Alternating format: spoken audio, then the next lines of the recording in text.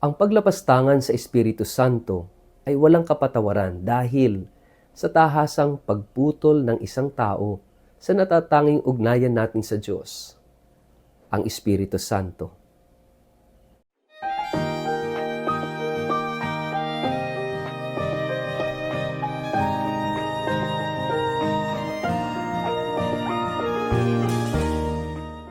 Ang mabuting balita ng Panginoon ayon kay San Lucas. Sinasabi ko rin sa inyo, ang sinumang kumilala sa akin sa harapan ng mga tao, ay kikilalanin din naman ng anak ng tao sa harapan ng mga anghel ng Diyos. Ngunit ang magkaila sa akin sa harapan ng mga tao, ay ikakaila ko rin naman sa harap ng mga anghel ng Diyos. Ang sinumang magsalita laban sa anak ng tao ay patatawarin, ngunit ang sinumang lumapastangan sa Espiritu Santo ay hindi patatawarin. Kapag kayo'y dinala nila sa sinagoga o sa harap ng mga pinuno at ng mga may kapangyarihan upang litisin, huwag kayong mabahala kung paano ninyo ipagtatanggol ang inyong sarili o kung ano ang inyong sasabihin. Sapagkat sa oras na iyon, ang Espiritu Santo ang magtuturo sa inyo kung ano ang dapat ninyong sabihin. Ang mabuting balita ng Panginoon. Word of the day, hear what God has to say.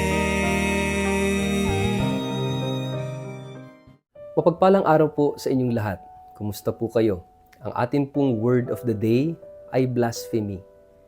Bago po tayo magpalalim sa atin pong reflection sa araw na ito, kayo po ay muli kong inaanyayahan na huwag kakalimutan na mag-like, follow at subscribe sa atin pong Facebook page at YouTube channel na Word of the Day.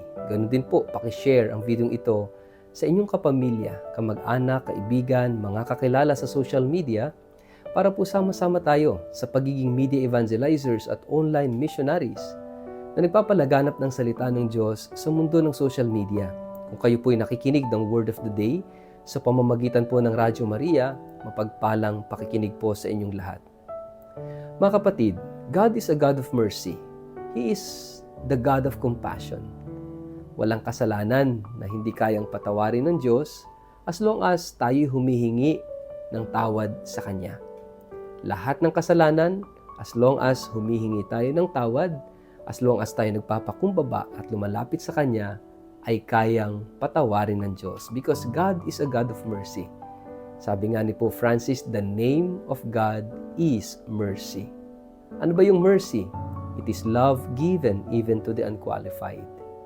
Pero dito sa ating gospel ngayong araw na ito, mayroong binabanggit dito na isang kasalanan na walang kapatawaran, isang kasalanan na hindi kayang patawarin ng Diyos.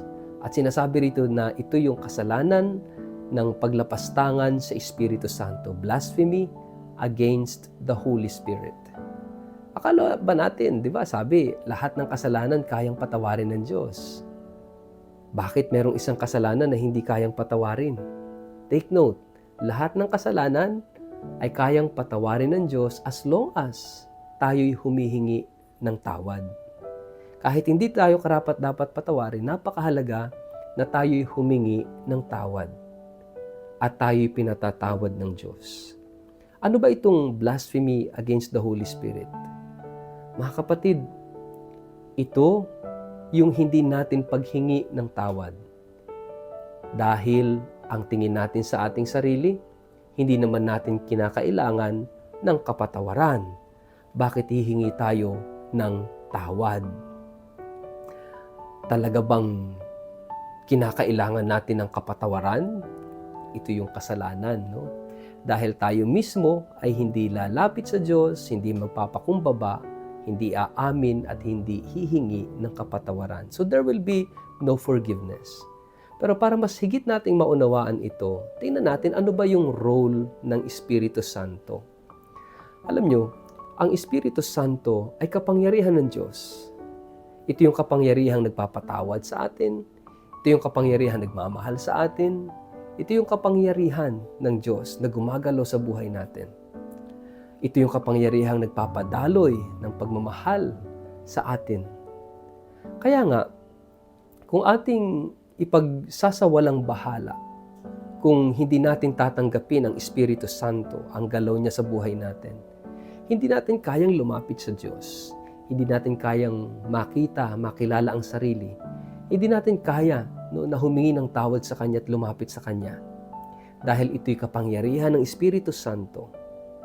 Kaya nga mga kapatid, itong blasphemy of the Holy Spirit, against the Holy Spirit, kung hindi tayo tatanggap sa galaw ng Espiritu sa atin, hindi tayo hihingi ng kapatawaran, mapupuno ng kayabangan ng ating puso. Kaya nga, napakahalaga, kung tayo man ay may nagagawang mabuti, yan ay dahil sa kapangyarihan ng Espiritu Santo.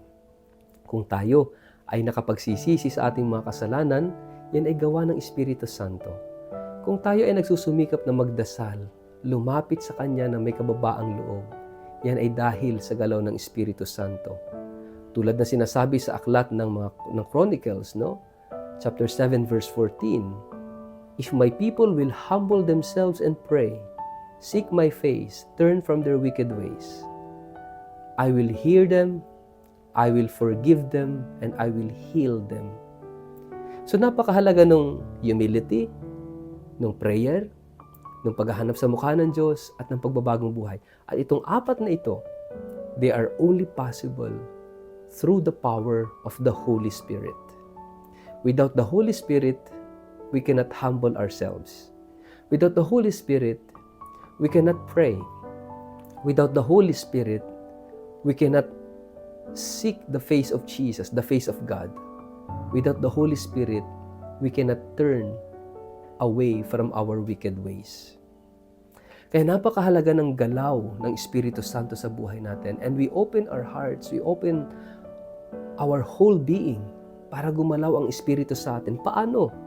Kung pabubulaanan natin, tatanggihan natin, tatalikuran natin, hahamakin natin ang Espiritu Santo, sasabihin natin, hindi kita kailangan sa buhay ko. That is blasphemy. Dahil lahat ng nagagawa natin sa buhay na magaganda at mabuti is through the power of the Holy Spirit.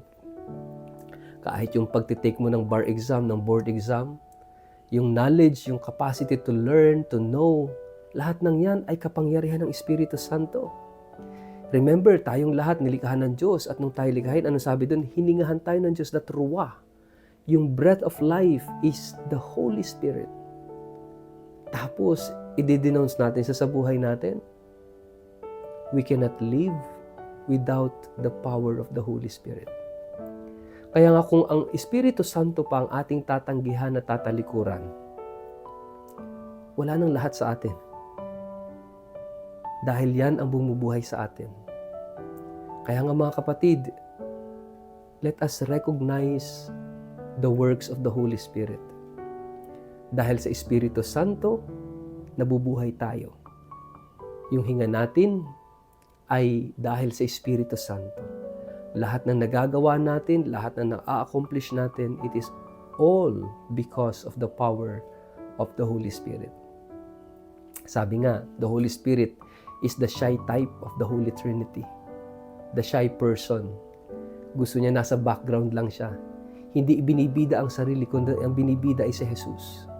Dahil ang Espiritu Santo, dadalhin tayo palagi kay Jesus.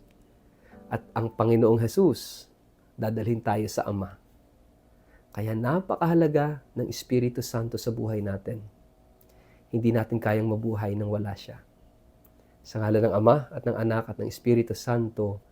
Amen. Ama naming Diyos, humihingi kami ng tawad sa minsan ay paglapastangan, pagdududa namin sa Espiritu Santo o hindi namin pagkilala sa Kanya. Turuan at tulungan mo kaming makita siya at maranasan siya na gumagalaw sa buhay namin at nagdadala sa amin sa iyong anak na si Jesus, na siya namang nagdadala sa iyo na aming Ama. Amen. Pagpalain po kayo at ingatan ng makapangyarihang Diyos, Ama at Anak at Espiritu Santo. Amen.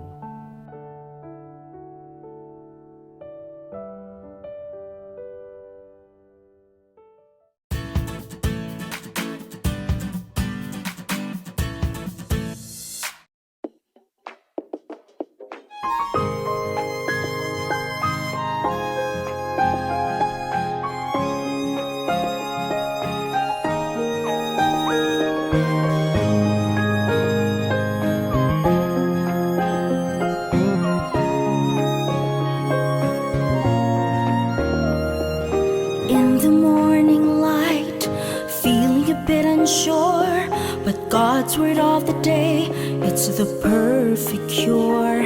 In simple blessings, our hope will never end. Hold on to His words like a helping hand.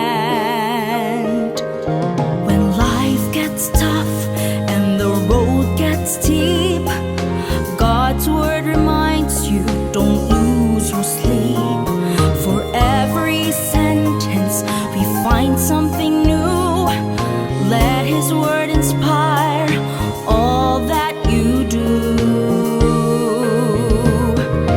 Listen to the word, it's your daily guide. In each new phrase, let His love reside. Write it down, let it light your way.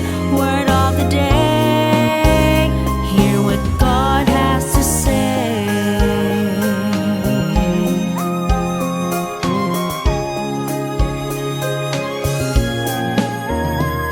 Spread on kindness like butter on a bread.